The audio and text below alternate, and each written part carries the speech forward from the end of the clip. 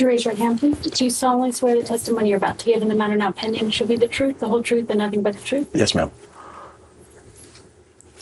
Would you please state your full name? I'm Jeffrey Edward Epstein, and my residence address is 6100 Red Hook Boulevard in Virgin Islands. Have you ever been convicted of a crime? Yes. In December 2025, the United States government began releasing millions of pages connected to a single name, a name that had already shaken the world once. Jeffrey Epstein was dead, but his files were not. What the world expected was closure. What it received instead were fragments, redactions, and questions. This is not a story about rumors. This is a story about documents, about power, and about how silence is often negotiated, not accidental. This is New York, this is Palm Beach, this is California, this is Paris, this is London. This is wherever Epstein was touching down.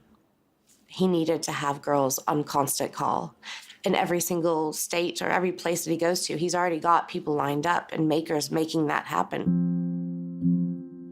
None of these. Before Jeffrey Epstein became infamous, he was invisible. Born in 1953 in Brooklyn, New York, Epstein was the son of a municipal worker. There was no family fortune, no political dynasty, no elite pedigree. He dropped out of college, and yet in the early 1970s, he somehow secured a job teaching mathematics at one of the most elite private schools in America, the Dalton School in Manhattan. His students were the children of Wall Street executives, politicians, and media elites. It was here that Epstein learned his most valuable skill. Not finance, not mathematics, access. He was a brilliant manipulator, not just of vulnerable girls and women. He was a brilliant manipulator of powerful men. A really heinous crime on an absolutely massive scale that was allowed to continue and continue and continue.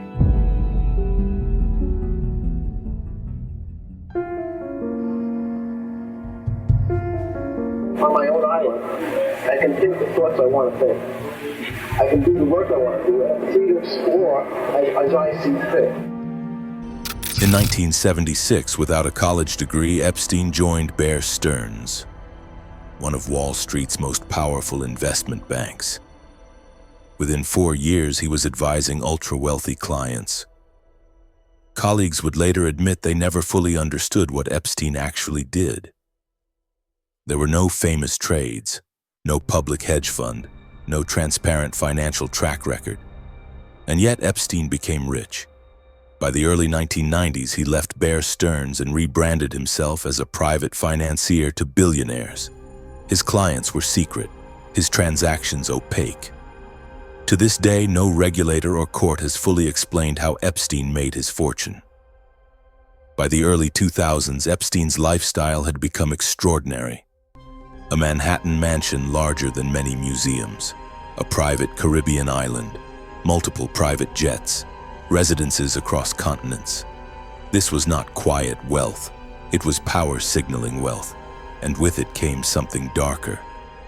In 2005, Palm Beach police received a report. A minor said she had been paid for a massage that turned sexual. Every girl that meets Jeffrey starts off with giving him a massage. The more you do with him, the more you make.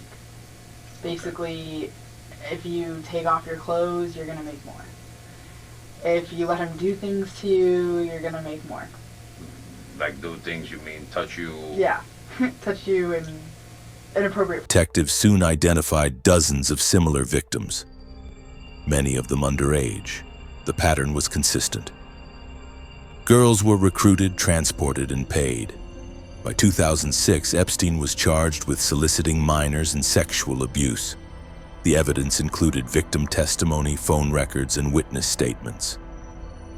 This should have ended everything. It did not. Raise your right hand, please. Yes. Do you solemnly swear the testimony you're about to give will be the truth, the whole truth, and nothing but the truth, so help you God? Yes, I do. Could you please give us your name? Jeffrey Epstein. Is it true, sir, that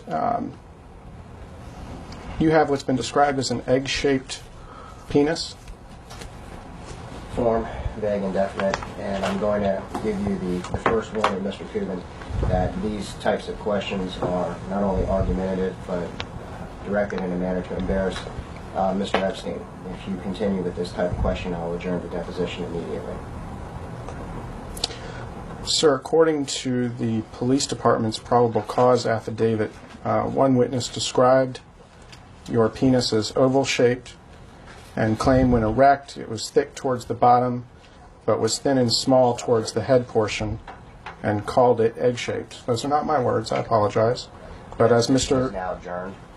Critton has stated, that this is a... I'm willing to... In 2008, as evidence against Jeffrey Epstein mounted, the case landed on the desk of a powerful federal prosecutor. His name was Alexander Acosta. At the time, Acosta was the U.S. Attorney for the Southern District of Florida. Federal prosecutors had prepared sex trafficking charges, multiple victims, clear corroboration. But those charges were never filed. Instead, Epstein received an unprecedented plea deal. Federal prosecution was dropped. Epstein pleaded guilty only to state charges, and most controversially, the agreement granted immunity to any potential co-conspirators. Victims were never informed of the deal, a direct violation of the Crime Victims' Rights Act. His sentence was 13 months in jail. But 6 days a week, he was allowed to leave jail for work. After serving his sentence, Epstein returned to his life of wealth and influence. And at the center of his world was one person, Ghislaine Maxwell. She recruited, she arranged, she managed. Years later, Maxwell would be convicted of sex trafficking. When Epstein was arrested again in 2019, the plea deal returned to the spotlight. By then, Acosta had risen further, appointed U.S. Secretary of Labor under President Donald Trump.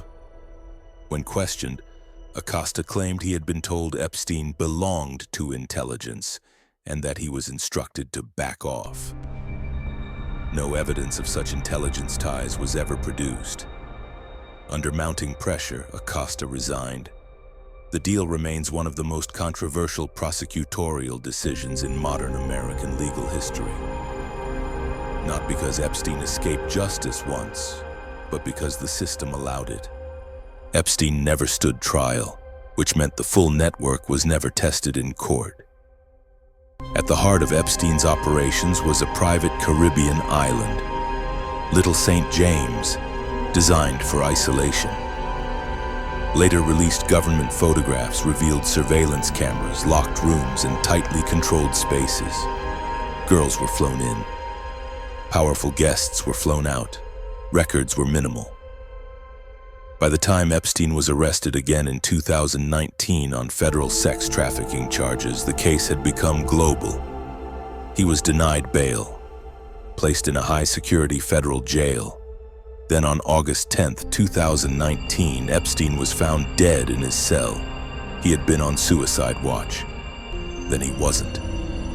Cameras malfunctioned. Guards failed to check on him. The official ruling was suicide. Public trust collapsed. Epstein's death did not end the scandal. It froze it. For years, Epstein-related documents remained sealed. Then in late 2025, political pressure forced action. Congress passed the Epstein Files Transparency Act, requiring the release of all unclassified government files connected to Epstein and his associates. The law was signed by President Donald Trump. A deadline was set. The files began to emerge. What followed was chaos. Thousands of pages were released. Some were removed. Others were heavily redacted.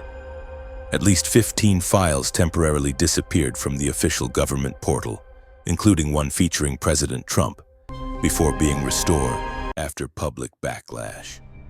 The Justice Department confirmed it was still reviewing more than 5 million additional pages. What was released included flight logs, emails, photographs, passports, and court records.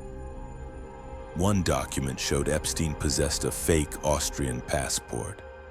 Others revealed previously unreported flights on his private jet. The flight logs changed everything: dates, routes, passengers. Presence is not proof of wrongdoing, but presence without explanation demands scrutiny. Among the released photographs and personal archives were images featuring some of the world's most powerful figures. Former President Bill Clinton appeared in Epstein's personal photo collection. President Donald Trump appeared in social photographs. Microsoft co-founder Bill Gates appeared near Epstein associates. The documents do not accuse. They document proximity. Proximity is not guilt, but proximity raises questions. Why was Epstein able to move so freely among power and privilege? Why were investigations delayed? Why were charges limited? And why, even now, are so many pages still blacked out? As documents continue to emerge, survivors continue to wait. Not for spectacle, for accountability. Epstein is gone, but the system that enabled him remains. The files are incomplete. The names are known. The answers are not. And until the full record is revealed, this story is not over. History doesn't end. It unfolds. Like this documentary, subscribe to Truth Atlas. The world's stories continue.